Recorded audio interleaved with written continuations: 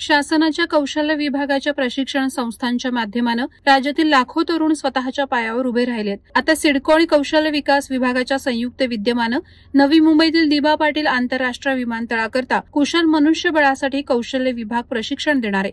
येथून प्रकल्पग्रस्तांना रोजगाराचे नवे दरवाजे उघडले जाणार आहेत। कौशल्य विकास मंत्री मंगलप्रभात लोढा यांच्या मार्गदर्शनात प्रकल्पग्रस्तांसाठी विमानतळाशी संबंधित लवकरच प्रशिक्षण कार्यक्रम सुरू होणार आहे।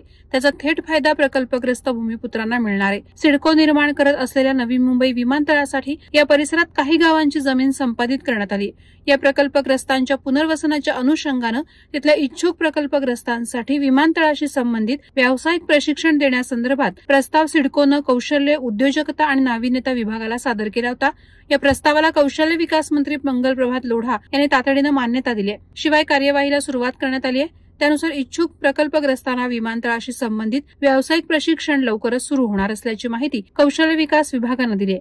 प्रकल्पग्रस्तांना देण्यात येणाऱ्या प्रशिक्षण कार्यक्रमात अनुक्रमे airline baggage handler, airport terminal operation, airport cargo operations, customer care executive आणि एअरलाईन ग्राउंड स्टाफ अर्थात विमानतळ सेवा क्षेत्राशी संबंधित अशा 5 व्यावसायिक अभ्यासक्रमांचा यात समावेश आहे। पहिल्या टप्प्यात 1191 प्रकल्पग्रस्तांनी यात नोंदणी केली आहे। महाराष्ट्र शासनाच्या www.mahaswayam.gov.in या संकेतस्थळावर आवश्यक बाबींची पूर्तता झाल्यावर केंद्राच्या कौशल्य विकास निकषानुसार प्रत्यक्ष प्रशिक्षणाला सुरुवात होणार आहे। वादळवारा लाईव्हसाठी न्यूज ब्युरो, नवी मुंबई।